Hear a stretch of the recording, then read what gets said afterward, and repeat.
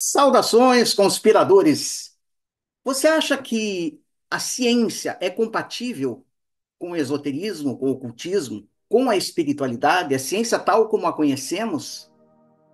E se eu dissesse para você que algumas premissas científicas podem ser alinhadas com as premissas esotéricas? O que você diria? Pois é, esse é o tema do nosso programa de hoje, que, aliás, já deveria ter sido exposto, já deveria ter sido lançado na semana passada, mas por questões técnicas não conseguimos, estamos colocando hoje.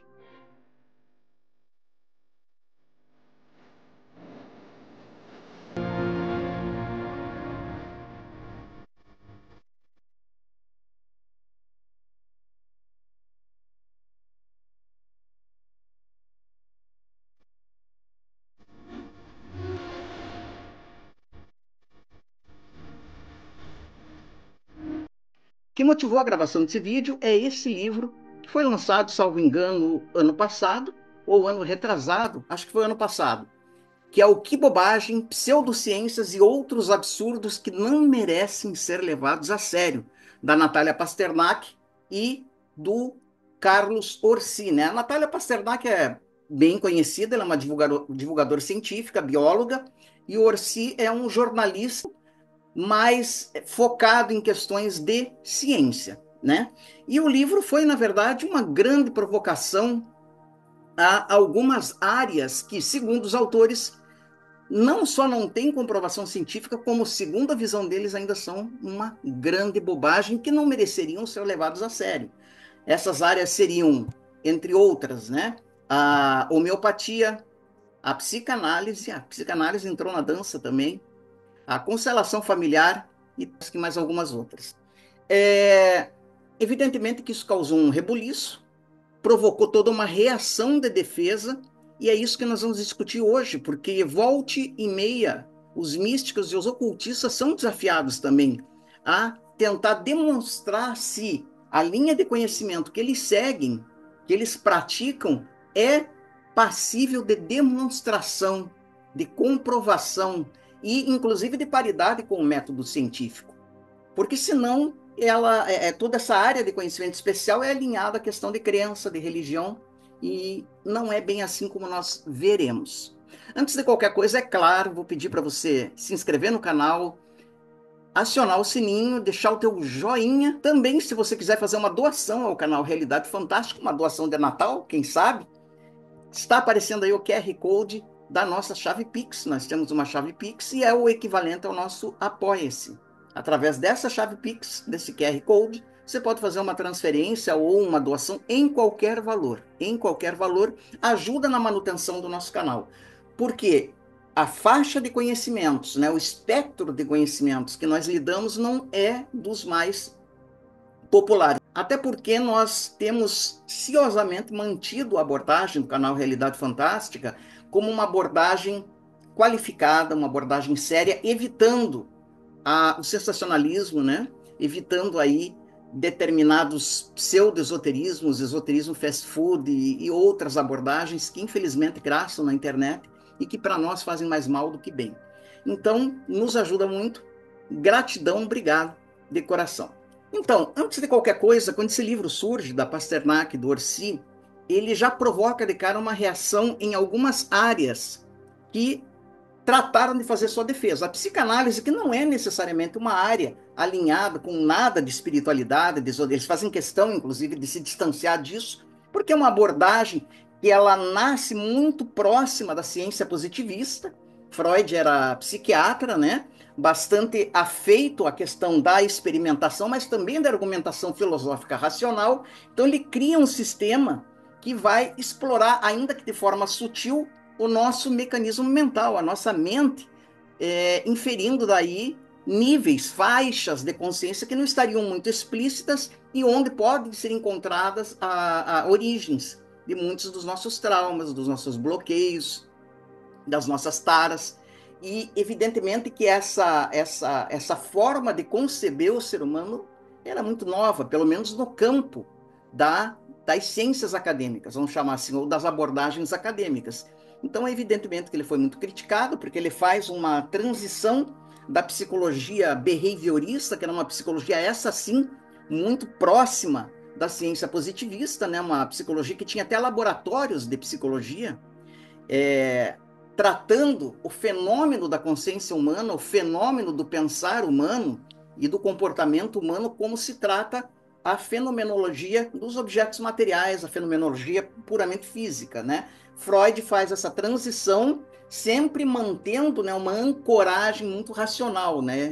Ele teve medo de se distanciar e descambar para o transcendentalismo, que foi algo que um dos seus discípulos, na verdade vários, mas o mais importante, o Jung, deu esse passo. Deu esse passo e foi dialogar, foi ampliar ainda mais essa cartografia de consciência. Então, essa defesa da psicanálise, né, apesar disso, apesar dessa abordagem de Freud considerada pseudociência pelos autores do livro Que Bobagem, ela já recebeu defesa adequada. Acho que o principal defensor aí foi o Christian Dunker, né, que tem um canal fantástico aqui na internet, que trata de forma muito qualificada da psicanálise. Inclusive, ele lança um livro, que é esse que está aparecendo aí para você, rebatendo a forma como Pasternak e Orsi viram a psicanálise, mostrando que sim, a psicanálise pode ser considerada ciência, inclusive de acordo com o método científico convencional, que vai precisar, evidentemente,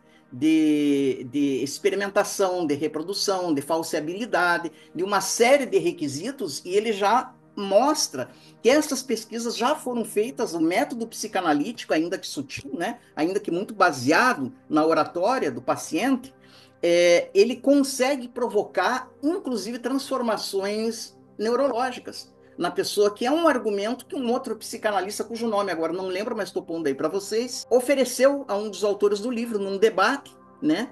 Ele debateu com o Orsi, e eu fiquei até com pena do Orsi, porque esse psicanalista, que é psiquiatra também, ele derreteu o autor, né? E provou que eles não sabem do que eles estão falando, que a pesquisa, infelizmente, que eles fizeram é rasa e que não condiz com todos os elementos que a psicanálise já oferece, inclusive com artigos científicos publicados na revista Science. No caso da homeopatia, ainda que, de fato, ela trabalhe com um paradigma totalmente diverso desse paradigma científico, inclusive do modelo biomédico galênico, né, que é o modelo dominante na ciência médica convencional, ainda assim ela é passível de comprovação.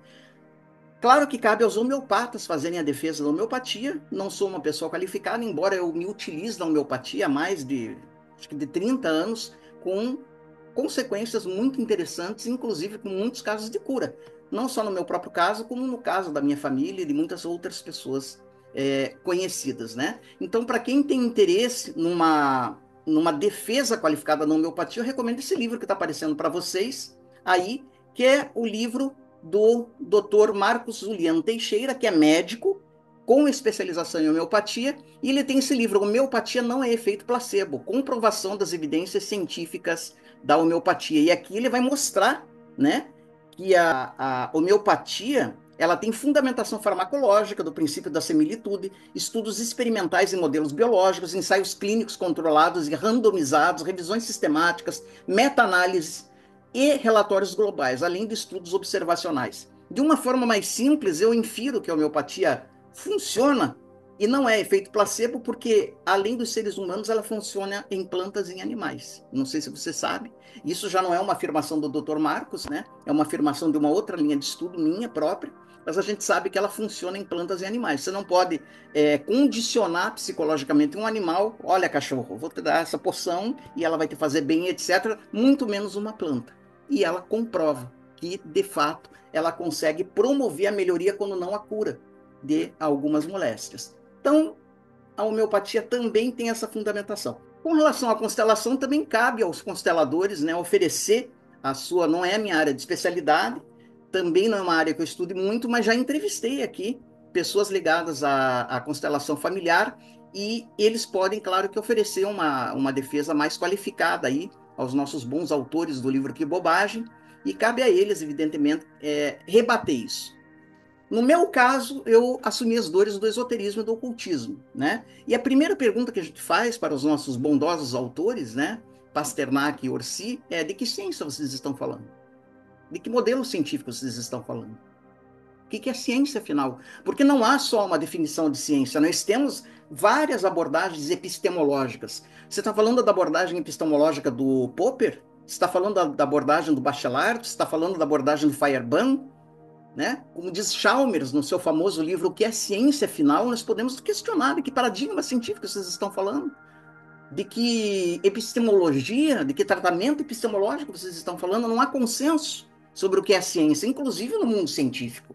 Evidentemente que existem algumas balizas que permitem caracterizar, segundo os mais conservadores, não, isso é ciência. Essas balizas, elas são filhas do experimentalismo de Galileu, do indutivismo de Bacon. Isso evolui para a apoteose do positivismo de Auguste Comte no século XIX, que vai balizar praticamente toda a ciência da época. E claro que é um paradigma que funciona, é claro que é um método científico, muitas vezes chamado de newtoniano cartesiano, que prova que é eficiente. Inclusive é através dele, por causa dele, que nós mandamos o homem para a Lua, que eu estou podendo me comunicar com vocês. Nós temos uma série de aparatos tecnológicos, inclusive na medicina convencional, que se mostraram muito eficientes, que estão a todo momento evoluindo. Então não é questão de se contrapor a esse paradigma, apenas questionar se ele é absoluto. E a gente sabe que não é. Nenhum paradigma é absoluto, nenhum paradigma é imune, é blindado a uma revisão. Se você for estudar a questão dos paradigmas científicos, temos o livro de Thomas Kuhn, né, bastante clássico sobre isso, você vê que de abordagens, digamos que díspares, vai se dando um consenso. Quando esse consenso é conseguido, você tem um modelo científico nascente que forma um paradigma, mas que em algum momento vai sofrer um abalo e que vai ser, digamos que, questionado, muitas vezes derrubado por um outro paradigma científico. Foi o que aconteceu, por exemplo, na abordagem newtoniana cartesiana, que não deixa de ser eficiente, mas que a partir de um momento não dá mais conta do fenômeno estudado, não dá mais conta do objeto a ser contemplado. Ele não, o objeto, na verdade, a abordagem epistemológica, a abordagem experimentalista, ela não esgota o objeto. Ela pode contemplá-lo e manipulá-lo sob certas condições, mas não de forma absoluta.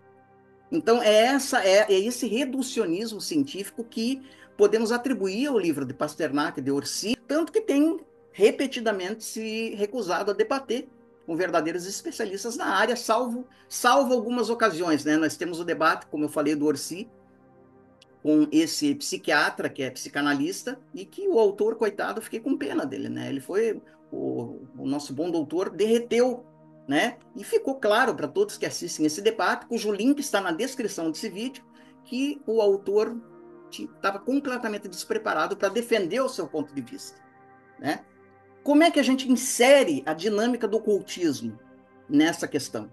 O ocultismo é uma forma de conhecimento, que visa resultados. Nisso, ele difere da religião na medida em que muitas das crenças religiosas ficam nessa área mesmo. É uma questão de crença. Não há questão de paridade com a ciência. Cada um acredita naquilo que quer, mas sem necessariamente poder comprovar objetivamente que aquilo funciona. Essa afirmação já vem sendo derrubada há talvez mais de um século, quando os primeiros estudos em contraposição a essa abordagem positivista começam a surgir, através, inclusive, de métodos que utilizaram a sistemática positivista para combater as próprias afirmações desse modelo científico. Por exemplo, a parapsicologia. Hoje, você falar, seja você quem for, seja você um neurologista, seja você um cientista, que telepatia, não existe comprovação para telepatia, você dá provas de ignorância. Porque testes de acordo com o método científico positivista da ciência já foram realizados na Universidade de Duke, na Califórnia, pelo J.B. Heine, num ambiente controlado, com grupo controle, né, provando inúmeras vezes que há algo a mais do que o pensamento puramente cerebral e que isso pode ser irradiado e captado por outras pessoas. E não só a telepatia, a clarividência, a telecinesia. Então, há estudos, sim, que ou são ignorados, ou não são consultados, ou os nossos bons cientistas mais conservadores usam a técnica do avestruz, né? Não quero ver, não quero ouvir, enfio a cabeça no buraco e me cinjo na minha gaiola epistemológica. Daí é fácil você criticar, sem você fazer um estudo amplo, imparcial e demorado das evidências que já foram acumuladas nesses métodos. No caso do ocultismo, a diferença dele para as religiões é que ele pretende comprovar, através de uma técnica própria, através de uma tecnologia própria, que as suas afirmações funcionam. Então, quando ele fala de meditação, ele oferece uma técnica que foi testada através do método de comprovação através dos pares, por meio de gerações. Então, existe a questão da reprodução, da experimentação, da confirmação por pares. Existe a questão de você tentar isentar o que seria um efeito placebo de um resultado final, de um resultado objetivo. E quando se consegue um modelo que se provou eficaz, isso é oferecido em nome do esoterismo, do ocultismo, dessa espiritualidade mais livre. A questão aqui é que essa forma de conhecimento ela não está passível de teste dentro da instrumentação científica que uma parte da ciência dispõe. Então, não é através de laboratório físico que você vai provar a eficácia da meditação, muito embora todos conhecem a pesquisa que foi feita com o Mathieu, que é um lama tibetano, embora ele seja francês, que neurologistas americanos cartografaram a atividade cerebral dele quando ele induzia em si mesmo algumas meditações do budismo tibetano, e as imagens neurológicas mostraram mudanças. Então foi possível pela primeira vez comprovar que você consegue sim alterar a tua dinâmica, a tua bioquímica cerebral através de práticas meditativas. Isso parece que é ignorado, né, por pessoas como Pasternak e Orsi. Né? E não só isso, como inúmeros estudos que estão surgindo cada vez mais. Então, o método ocultista, quando se fala em poderes psíquicos, clarividência, clareaudiência, telecinesia, quando se fala em capacidade de se irradiar vibrações de cura e serem captadas em outras pessoas, isso é capaz, sim, de experimentação, de comprovação, mas através de um outro paradigma que não é o mesmo paradigma científico. Por isso que eu pergunto, de que ciência nós estamos falando? Ah, não, é a única que temos, é a única abordagem que temos. Isso dá provas de um reducionismo, de uma visão monológica absurda, né? A premissa do ocultismo, ao invés de não, qualquer pessoa pode comprovar, sim, qualquer pessoa pode comprovar, mas não através de testes em laboratórios, de testes físicos, em que não haja um comprometimento moral e um envolvimento psíquico do experimentador.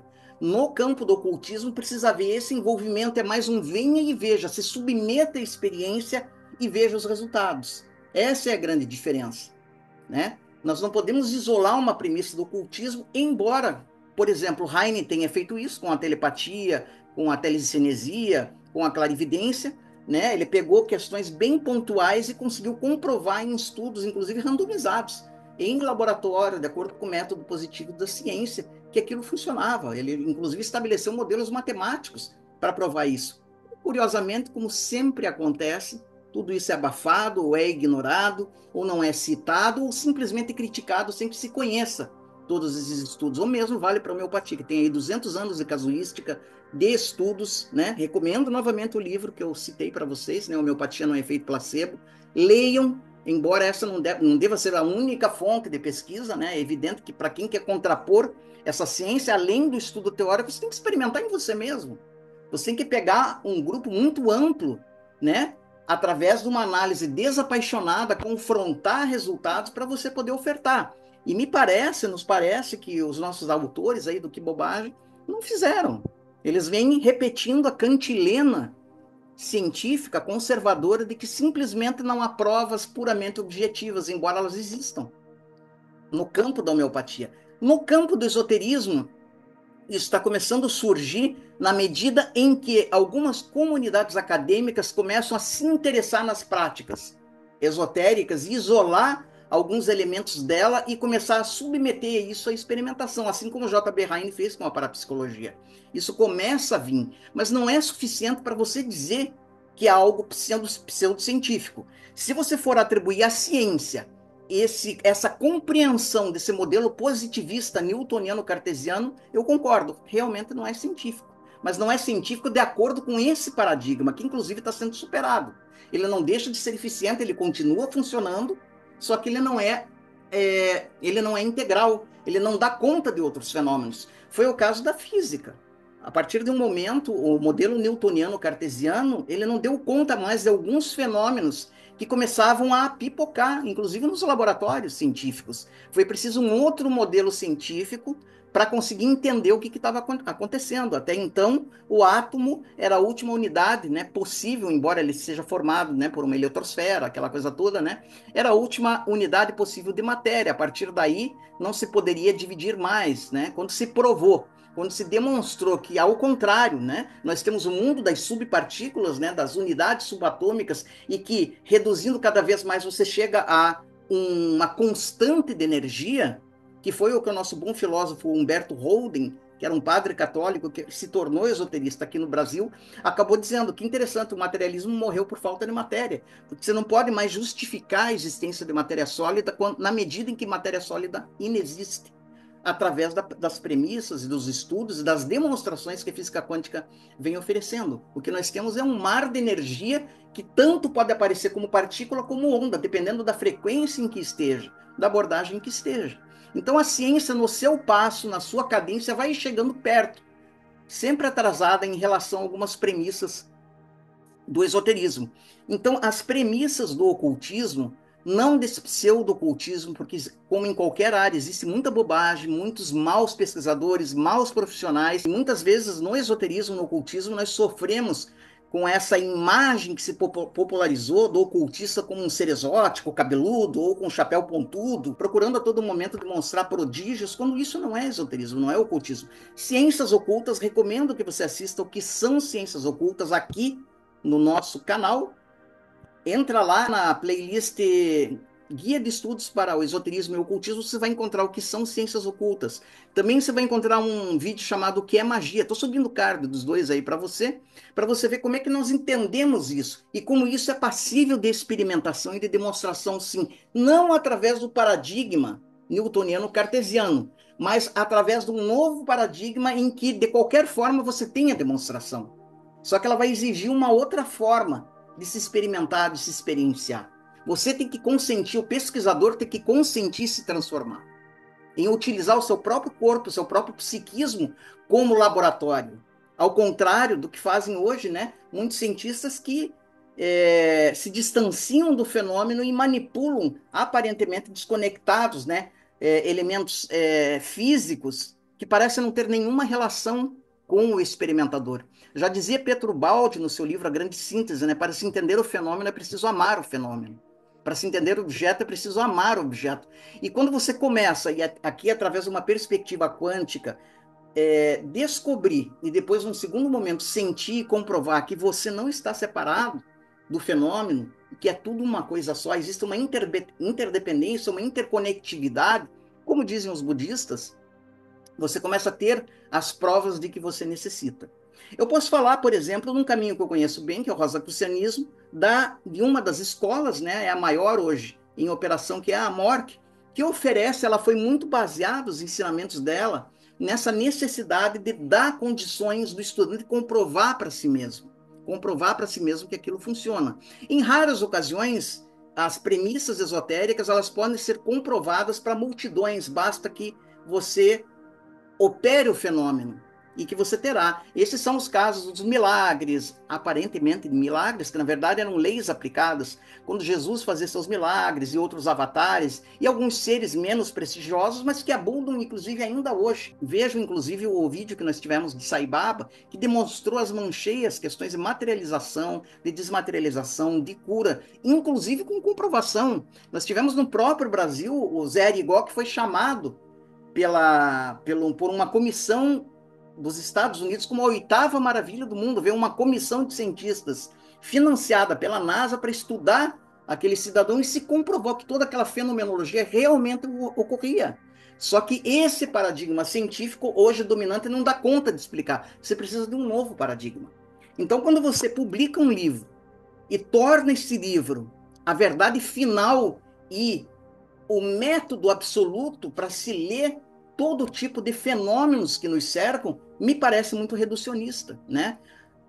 E quando você, inclusive, taxa outras formas de conhecimento de bobagem, porque de pseudociência você pode chamar, né? Como nós falamos, o que é ciência? Dependendo da tua abordagem científica, vai ser anticientífico mesmo, né? Porque o paradigma newtoniano cartesiano realmente não dá conta de explicar fenômenos de cura metafísica, de clarividência, de projeção psíquica, né? De meditação, de expansão da consciência. Por enquanto não dá conta, mas existem outros paradigmas científicos, outros modelos epistemológicos que estão dando conta de explicar, inclusive com experimentação física, com experimentação objetiva. Existe toda uma literatura nisso. Quando nós avançamos dos primeiros modelos psicológicos, a partir da psicanálise, que não conseguiu se divorciar do fisiologismo humano, a partir de Jung, a partir dos psicólogos humanistas, Carl Rogers, né, e Viktor Frankl, e tantos outros, descambando na psicologia transpessoal, aí você tem sim elementos, estudo, casuística para provar que o ser humano não é só um saco de elementos químicos e líquido, perambulando a esmo pelo mundo, né, vindo do nada e destinado ao nada, que é a abordagem da ciência convencional. Que existem outras formas de se experienciar e de, inclusive, demonstrar a amplidão da consciência. A questão é que fica muito mais confortável para a ciência, ao invés de, não, vem aqui, vamos testar, mas não de acordo com o meu modelo científico, né? Vamos abrir para outras abordagens epistemológicas e fazer um estudo mais ou menos imparcial, porque imparcialidade absoluta não existe, você não consegue se livrar do teu próprio subjetivismo, mas pelo menos com boa vontade, com sinceridade, com simpatia, você consegue sim uma aproximação, né? Eu sempre digo que um dos meus sonhos seria, por exemplo, um hospital onde todas as abordagens terapêuticas hoje, que já se provaram eficazes, não de acordo com o modelo científico reducionista de uma determinada corrente epistemológica, mas de acordo com a casuística, com os estudos, com as experimentações, fossem oferecidas à pessoa. Então, dependendo do problema, você trata ela com métodos menos invasivos, você vai para uma acupuntura, para uma homeopatia, para outras abordagens que aí possam estar, e dependendo da necessidade, você vai para alopatia, possivelmente para cirurgia, caso seja necessário. Todos os métodos são válidos, todos os métodos são respeitáveis, e nenhum é completo em si mesmo.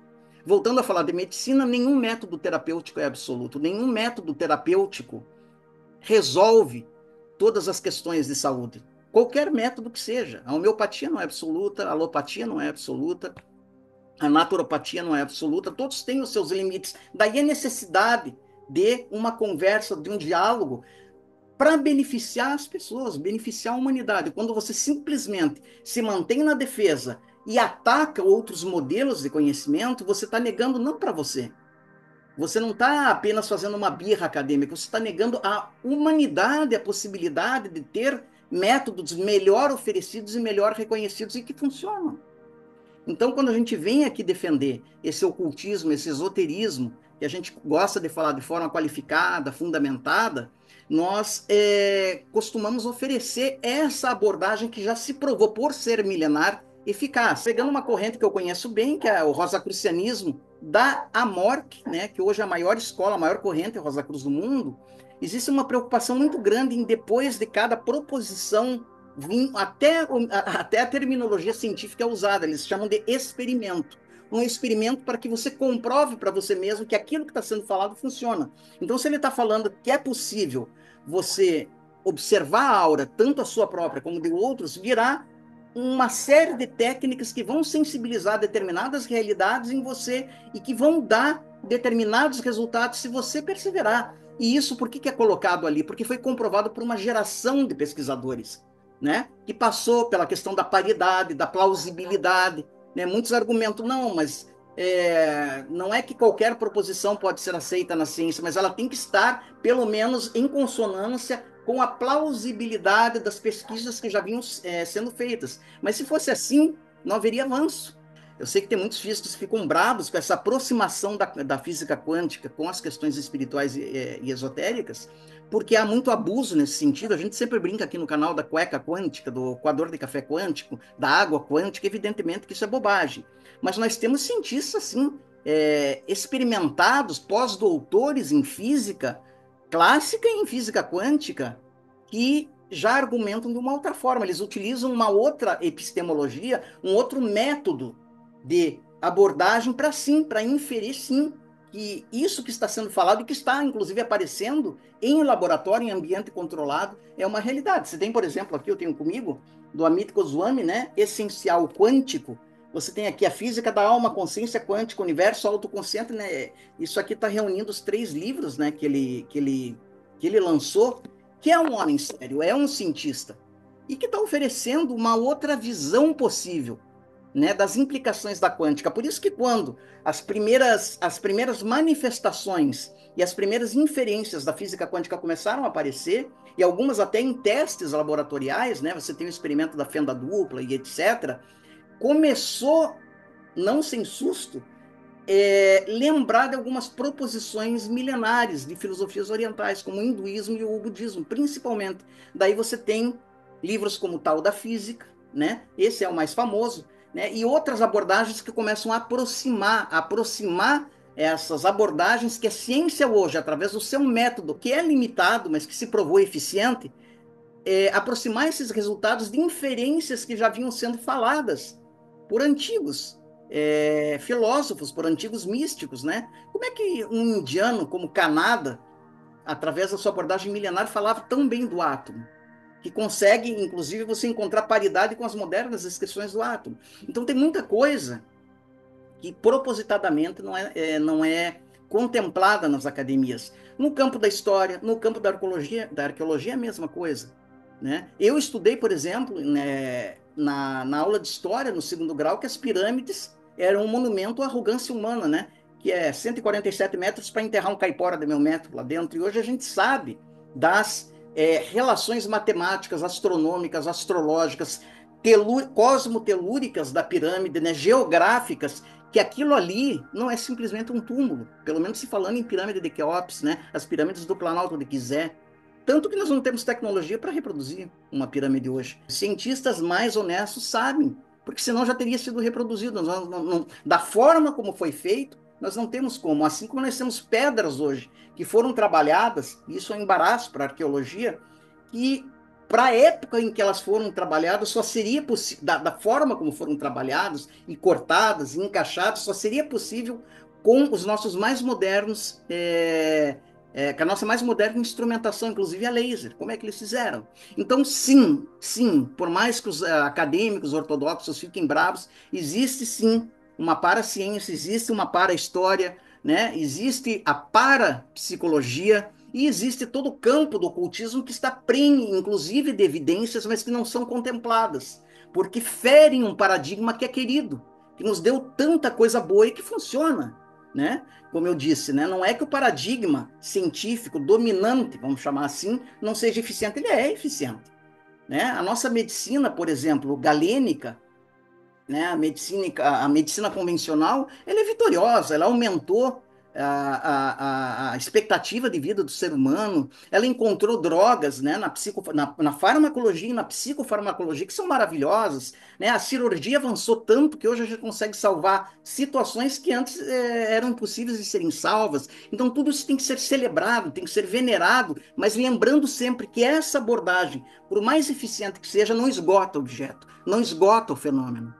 Existem outras formas de se contemplar o fenômeno, passam a explicar melhor determinados comportamentos do objeto que esse modelo científico não explica.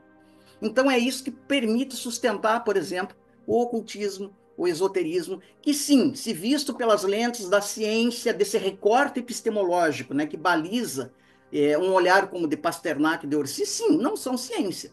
Mas, de novo, o que é ciência? Nós não temos uma visão unívoca de ciência. Existe um consenso, mas existem muitas abordagens epistemológicas que nem todas são concordes entre si. Nem todas são concordes. Então, a partir do momento que você começa a ter um pouco de boa vontade, um pouco menos de medo de perder a segurança epistemológica, né? O status de cientista ou de acadêmico, o status de acadêmico, né?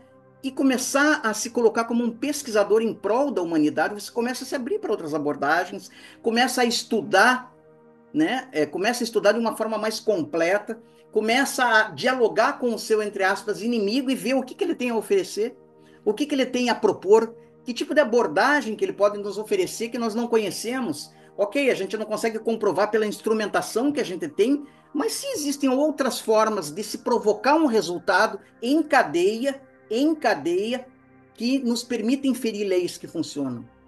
Isso existe. Isso existe. É como eu falei, por exemplo, da homeopatia. Ela tem 200 anos de vida. Tem uma casuística, né? 200 anos, ela tem mais de 200 anos de vida e tem uma casuística maravilhosa, estudada academicamente, inclusive com ensaios científicos, com artigos científicos, estudos randomizados, né? E uma série de abordagens que são muito bem conhecidas dessa ciência tradicional. Então, fica aqui, sim, a nossa resposta positiva, né?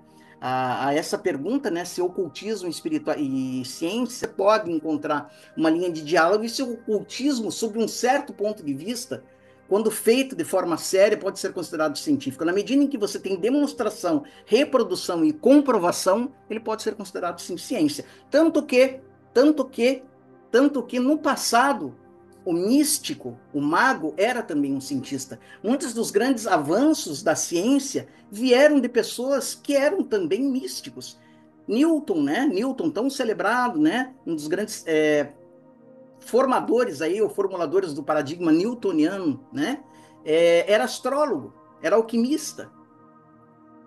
Uma pessoa do seu potencial intelectual perderia tempo com uma coisa que, se fosse uma bobagem, uma mera superstição.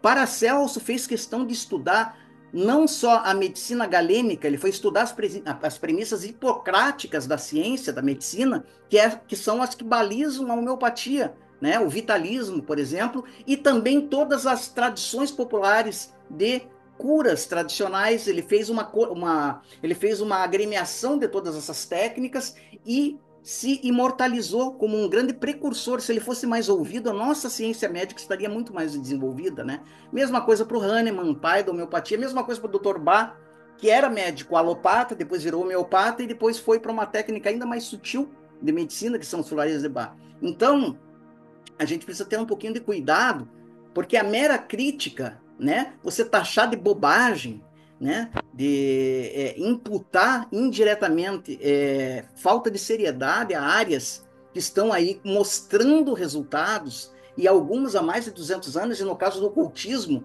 muito mais velho do que a própria ciência, né, ele é milenar, né, você tem aí 3, 4, 5 mil anos de práticas esotéricas, realmente é bastante temerário.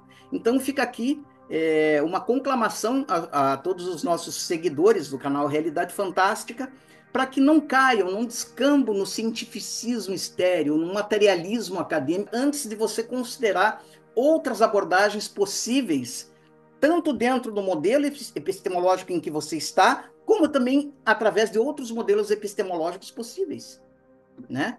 Hoje já está começando a surgir nas academias estudos, né, muito sérios de esoterismo e esotericismo ocidental, principalmente, que são tratados de acordo com os métodos tradicionais da historiografia, da sociologia, etc.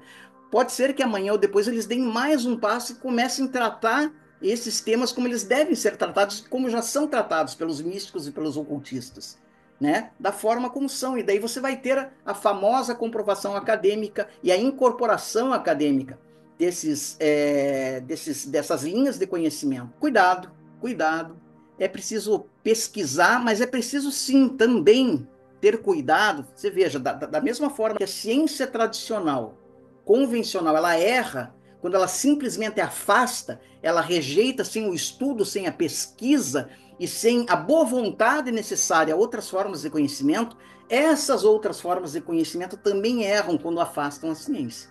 Então, eu sempre fui um defensor de que aquela pessoa que pensa em se formar em terapeuta integrativo, terapeuta alternativo, como você queira chamar, através de cursinho de final de semana, é um risco à saúde da população. Aí nós temos que ficar de olhos abertos mesmo, né? Porque muitas dessas abordagens mais naturistas, elas têm efeitos colaterais. A homeopatia tem efeitos colaterais, ao contrário do que se pensa. Ela tem os seus efeitos colaterais. É preciso um estudioso muito criterioso, né? Segundo alguns, de preferência um médico até tradicional, tanto que no Brasil a homeopatia é especialidade médica, né? Para você ser homeopata reconhecido, você tem que ser antes um médico. Claro que existem outras formas, né? Claro que existem outras opiniões, e que você não precisaria ser médico, né? Você pode estudar independentemente, né? Eu tenho minha opinião com relação a isso, né? Eu acho que o estudo da medicina convencional ajuda muito, Mas essa é a minha opinião. Então, pessoal, fica aí a nossa reflexão. Ainda antes do Natal, nós vamos apresentar aí uma reflexão de Natal sobre o lado esotérico do Natal, que não é necessariamente um período cristão, ele é muito mais antigo. Nesse momento, do 24 para o 25 de dezembro, existe uma emissão de energia cósmica muito poderosa e que digamos que foi lida por muitas tradições e por muitas crenças como um período a ser comemorado e descamba nesse materialismo do Natal que nós temos aqui no Ocidente, que basicamente é comilança, trocar presente, e ninguém lembra de considerar que talvez possa estar havendo um ajustamento cósmico naquele momento, que é uma coisa sabida aí pelos astrólogos, pelos místicos e pelos magos, pelos ocultistas há muito tempo. Então, a gente vai abordar isso também. Lembrando sempre que o mistério está entre nós. Até o nosso próximo encontro.